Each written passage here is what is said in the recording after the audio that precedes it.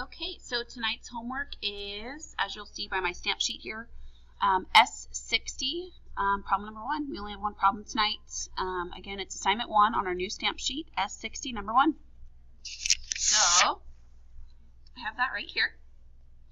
It's Module 5, Lesson 8. So, let's take a look at this. The lesson summary. So, basically, it's summarizing what we talked about today in class. One way to determine if a function is linear or nonlinear is to inspect average rates of change using a table of values. If these average rates of change are not constant, then the function is not linear. So basically what that is saying is the change we see between the points going this way needs to be constant on both sides. Remember when we're talking about our points, if we were to point it, the distance between each point is our slope. So we have to have a constant rate of change for it to be linear. If it's not, then it's nonlinear. So if these average rates of change are not constant, then the function is not linear. Okay, so let's take a look at this. Number 1, consider the function that assigns to each number x the value x squared minus 4. I know when you read that, you're probably like, what in the world does that mean? Don't be intimidated by these. All it wants you to do is put your input of x, it tells you input x, put each of these values and plug it in here. So this first one, I'm just going to write it right here, negative 3 squared minus 4. It wants to know what that equals, and that will be your output. So if you can't do it in your head, grab a calculator, 3 to the negative. Remember that negative is important. We know when we're squaring something, it just means timesing it by itself. So negative 3 times negative 3 equals 9 minus 4 is 5. First one is 5. Okay, so I'm going to go ahead and rewrite it again. It just helps me keep track of it. If you can do it in your head, awesome, but make sure you're checking your work.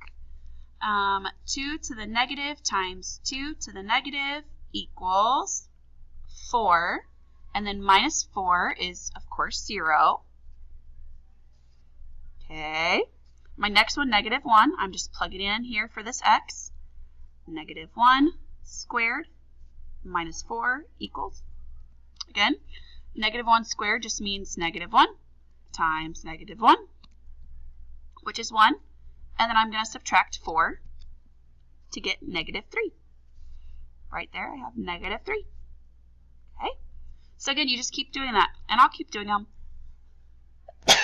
Excuse me, I'll keep doing them. I'm not going to write them out because I think you got the hang of it. So 0 times 0, we know a 0 minus 4 is a negative 4.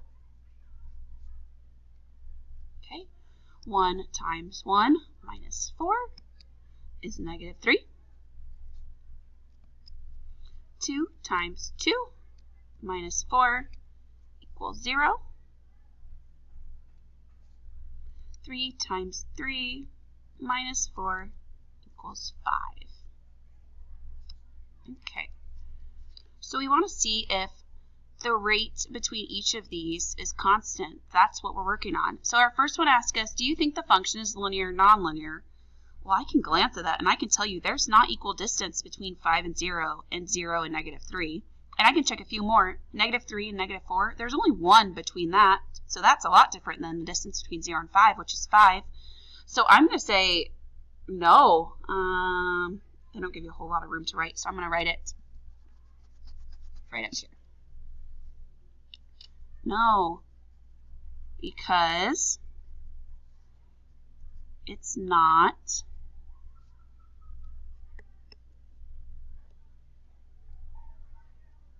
okay, I just froze. Give me just a second. Okay, I'm not sure what happened there, but I think I got it fixed. So, like I was saying on A, do you think the function is linear or nonlinear? Explain. When it says explain, you need to know that you need to have complete sentences. So I'm writing no because it's not a constant rate of change. On our x's, it looks like it's constant. There's 1 between those two. There's 1 between those two. There's 1 between those two. There's 1. I mean, it's constant all the way down, but over here, it's not constant at all. So I think it's nonlinear because there's not a constant rate of change. Oh, answer that right. Do you think the function is linear or nonlinear? Non-linear. Guys, I'm sorry they don't give you a whole lot of room, but that says nonlinear because it's not a constant rate of change. So B, do you expect the graph of this function to be a straight line? Well, we know that to be a straight line, it has to be linear. And I'm going to tell you, like I always do, my trick to remembering that, linear has the word line in it. So a straight line is linear. Non-linear is the opposite, meaning it's not straight. Anytime you have that prefix of non, it's the opposite. So a linear with the word line is a straight line. Non-linear is the opposite, meaning it's not a straight line. So do you expect the graph of this function to be a straight line? No. It's non-linear. Develop a list of inputs and matching outputs for this function. Use them to begin a graph of the function. So you guys, we already did that. That's what I did here. I was given inputs, and from there I created outputs. Okay? It says to begin a graph, but it actually doesn't give us a graph, so we're going to skip that part. We're not actually going to graph it. Was your prediction to be correct? So it's asking, was it correct? When you said no, it's linear, when we determined no, it's linear, are you correct? And yeah, if we graphed each of these points, it would look like, actually, let me see if I can pull up a picture real quick.